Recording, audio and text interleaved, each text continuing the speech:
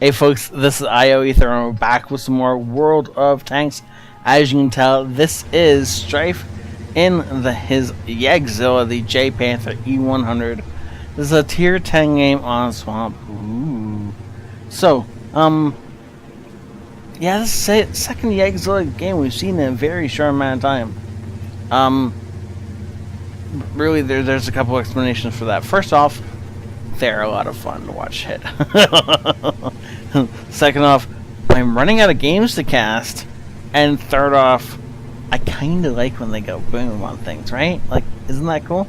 Also, you know, people like to know what happened, how to take them down. So, this is a good way to show them. Okay, so we're going to pause right here. And we're going to flip over to the armor model so you guys can see how to take this thing down. I'm going to go ahead and do that, and then that. And so, obviously, Lord Grace is about 250, so that's still a little high, but the cupola is always visible, or almost always visible, and only about 200-ish, so you should be able to pen that. However, if you can get anywhere near above this thing, you can overmatch this part of its armor so easily. Most tanks should be able to overmatch that, assuming they, can obviously see the Yagzilla. They should be able to overmatch that pretty easily. In this case, you want to be shooting. If you're not going to shoot this for some insane reason, you want to be shooting the upper plate and not the lower plate when you're looking down on it because of the steep angling. And don't bother shooting the roof; you're just going to ricochet off as well. And when it's side scraping, remember, this is all spaced armor, same as the E100. Don't bother shooting it; it's not worth your time. You either want to be putting around into this if you can, or you want to be putting it around into the side, which is actually nice and flat, assuming you shoot closer to the gun, the front of it, right? Because of course it has some angling to it. It does actually have some angling to it. I just can't really get to the point where I can see the angling. But anyways, maybe it's just a trick of the eye. Maybe it doesn't. Weird. But anyways, oh, it's this is the angling that my brain is reading. But anyways, yeah. Ooh, that's pretty back there. Don't shoot the gun either, for obvious reasons. Okay, let's jump back over and watch the rest of the game. So before we get too far into this game, as always, if you think this is worthy of the MVP, then please do hit the like button. Also, if you want to see more of this kind of content, or the deceit that's coming up later on this week, or actually should be 2 videos of it up already this week, and then there should be one coming up tomorrow. So yeah, if you guys like those, please hit the like button on those, leave comments, all that good stuff. And if you don't, obviously you have to tell me. And of course, in all things, thank the patrons. Okay, there goes one guy just died over on the other side of the map.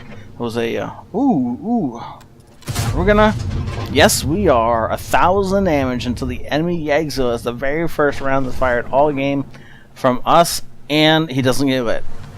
I'm gonna assume he's not lit. I don't know if he's got sixth sense or not, but I'm gonna go ahead and assume he does, and he didn't get lit. But apparently the Yagzilla is just gonna walk into a second shot. Yep. What? Opening salvo of the game, 2 shots, dead Yagzilla. How does that happen? How do you? Oh, also I forgot to mention I'm a bit yellowish. It's because when I started as I started recording, the light I normally use makes me look all the right colored. The right kind of complexion. Right is the wrong word. Natural looking complexion died, and so I'm using this desk lamp thing. Nice shot into the E5, whose name is Marksman and who missed. Nice bit of irony there. Marksman missed a second time and then got shot for another 700 damage. Now it's the 268 who shoots with, who's over here. This is the other guy we're gonna have to watch out for. But Strife isn't actually pointing his armor over that way too much. It looks like he wants to kill that E5. I don't know if he's going to get the shot on it or not. Maybe. But the 260 sitting out in the open. No, he's out. He wasn't out in the open. He is now. There's a 260 open. You're really focusing on that E5. Oh, and then he focuses on the 260 and it vanishes. Oh, no, there's the 260. Got his butt out in the open, and he gets a shell on the side. Nice shot. Well aimed, well fired, and that poor guy actually gets away with it because apparently none of the rest of our team was in position to take him out. That is unfortunate for us.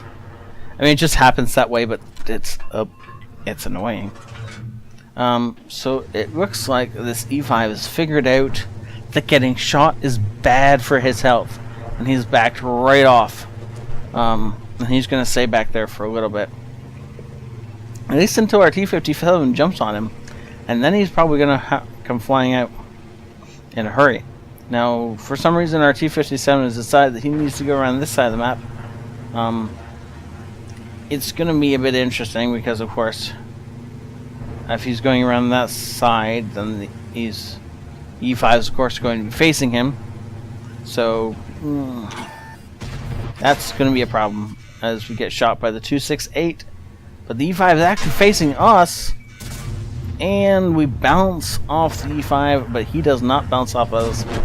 The upside to that is he ends up getting killed by the T-57, who figured out eventually that he should go forward and kill the tank that wasn't looking at him. So now, unfortunately, we only have 275 health left. That is going to make the rest of this game a little difficult. I was gonna say we speed this up, but apparently a 268 is gonna run by just barely under our gun, which is really tempting to shoot at again. I am actually gonna speed this up because otherwise it's gonna take forever for him to climb this tiny little hill. No, he's not gonna climb it. He's gonna go around it, which is gonna take less time, surprisingly, but still longer than I actually want to sit here and watch a Yagzilla roll along for. So, not finding any shots there, he's going to continue over this little ridge. Oh, that poor Super Conqueror. I wonder if he knew his end was imminent. Wait, so we roll for 1,000 regular, and we just did 1,255 to that poor guy. And this poor AMX has no chance, as he must have just figured out badness. Ooh, that was really, really lucky on our part. I thought for a sec the game was over. It's not. There's still a mouse left over there. So he was firing heat. Firing heat into tracks is a good way to lose the heat. And so he got a little bit lucky, and the heat penned, and it didn't hit tracks, I don't think, and it penned for actual damage. But if he twitched the wrong way and that shell had just hit tracks, that would have been really embarrassing to basically have 1,000 damage eaten by a couple of tracks. Oh, that would have been bad, but oh well. It worked out well in the end. I'm so shocked that he managed to get this 1,000 damage at the beginning of this game. That's amazing. That's awesome. Good job, sir. Well done. And how you don't like? I mean, so in the AMX, this game has been mostly about getting kills, or sorry, just doing like raw damage, not getting kills. This thing normally cleans up kills fairly well, but this damage he was hitting like full health targets and just like knocking a chunk of health off them every time. And it was really well done. It was great to watch it happen. Okay, so we're going to jump over and see what his battle results were. First class result. Bruiser, fire for effect. He made 70k in a tier 10 non-premium tank. Yeah, that was awesome. Well done, sir. I still can't believe he eliminated his counterpart. It just kept walking in front of his shots. Like, I mean, I would shoot him too, right? Wouldn't you? 6,039 damage, barely beating out the IS-7. And just top damage on the team. And then, like, so far above anyone else on the enemy team. And so far above most of the members on his team, too. Well done. Sorry about that. It's kind of late right now. Only one shell... Wait a second. One shell didn't pen.